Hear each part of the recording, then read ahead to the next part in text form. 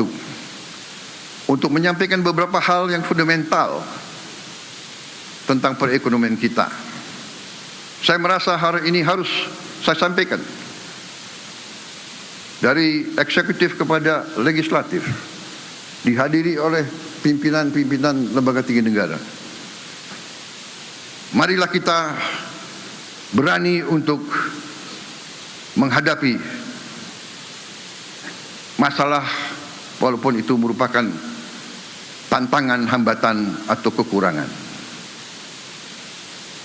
Tentang pengelolaan ekonomi negara kita sesungguhnya telah dirumuskan oleh para pendiri bangsa kita.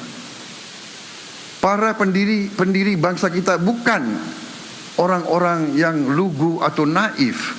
Mereka merasakan penjajahan, mereka merasakan dijajah, mereka merasakan dihina, mereka merasakan diperbudak, mereka merasakan dirampas kehormatan, dirampas harga diri, dirampas dignity bangsa Indonesia. Mereka menyaksikan dan merasakan dihilangkan segala kehormatan, segala kepercayaan diri kepada bangsa, kepada budaya, kepada sejarah kita. Mereka merasakan apa artinya imperialisme itu. Mereka merasakan bahwa bangsa Indonesia ditempatkan derajatnya di bawah anjing.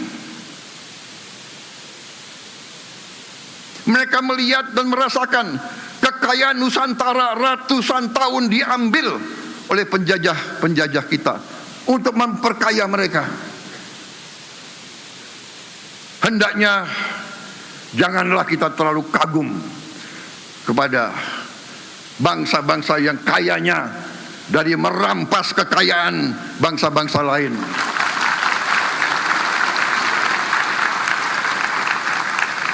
Janganlah kita rendah diri. Janganlah kita selalu mengagumi apa yang mereka ajarkan kepada kita, padahal mereka sendiri tidak menjalankan apa yang mereka ajarkan kepada kita.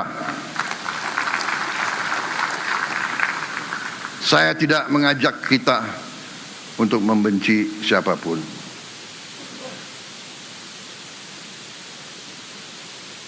Saya tidak mengajak kita membenci bangsa-bangsa lain. Tidak. Bahkan saya mengajak kita belajar. Tapi juga kita harus belajar dari sejarah. Ada suatu adagium bahwa mereka yang tidak belajar dari sejarah akan dihukum oleh sejarah, akan mengulangi sejarah kelam yang sama yang dialami oleh nenek moyang mereka. Ini adagium yang terjadi di banyak negara. Para pendiri bangsa kita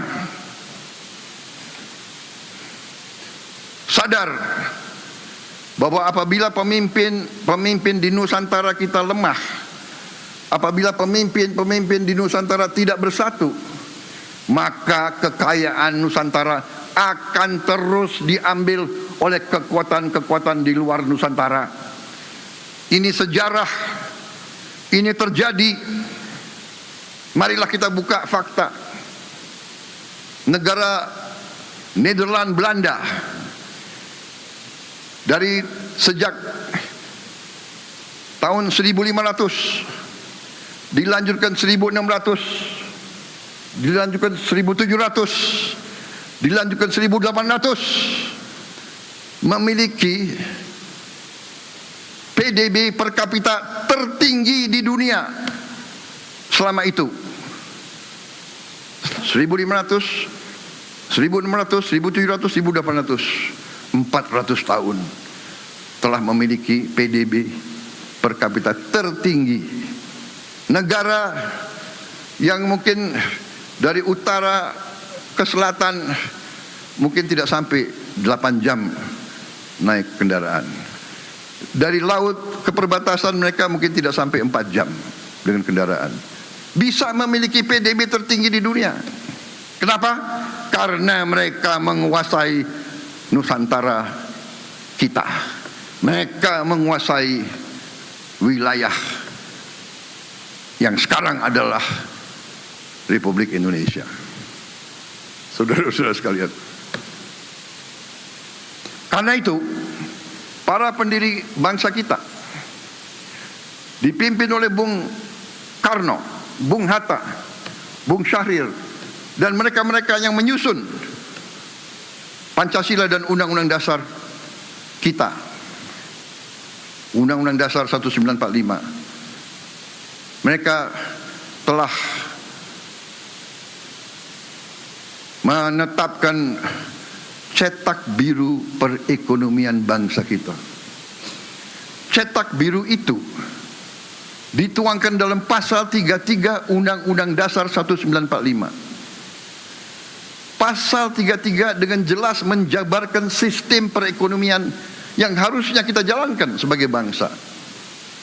Dan saya ingin tegaskan hari ini, keyakinan saya bahwa apabila kita menjalankan pasal 33 Undang-Undang Dasar 1945, kita jalankan dengan baik, kita jalankan dengan murni dan konsekuen, negara kita akan memiliki sumber daya yang cukup untuk menjamin Indonesia sungguh-sungguh akan menjadi negara yang makmur, yang adil, di mana rakyatnya menikmati kesejahteraan dan kualitas hidup yang layak.